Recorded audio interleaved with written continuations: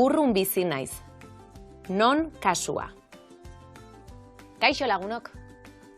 Gaur, non bizi zaren esango duzu. Zuek non bizi zarete? Ni, Barakaldon. Begira. Gaur, pakete hau jaso dut. Ni Oiana naiz eta Barakaldon bizi naiz. Esaldiak aztertuko ditugu orain. Gu non bizi garen esateko, honela antolatuko dugu esaldia. Barakaldon bizi naiz. Izen ordaina ni ez dugu beti esaten. Herriaren izenari ene erantsiko diogu toki hori non dagoen esateko.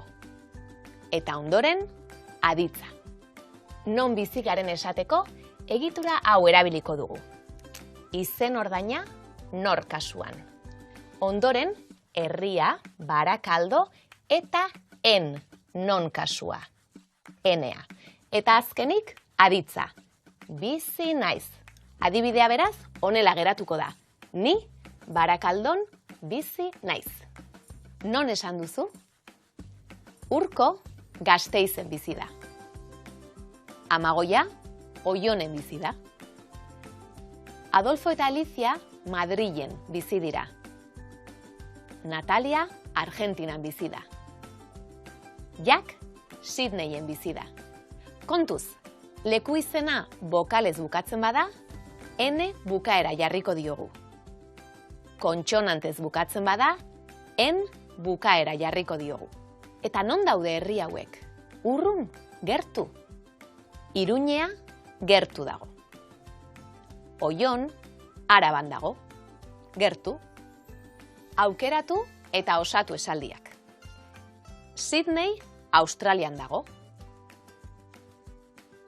Urrun dago. Ni, Barakaldon bizi naiz, baina Iñaki oso urrun bizi da. Kamerunen. Gu, hemen bizi gara. Oso gertu. Zerbait non dagoen adierazteko, leku adberbioak erabiltzen ditugu. Hemen, hor, han.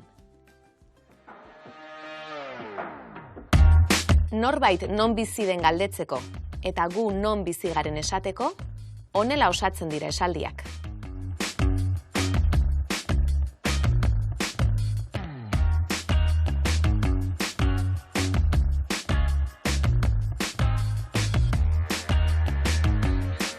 Non adierazteko, leku adberbioak erabiltzen ditugu.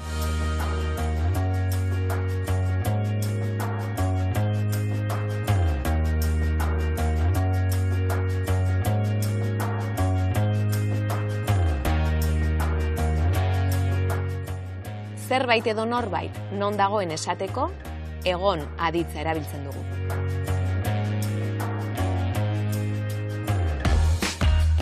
Agur eta segi ondo!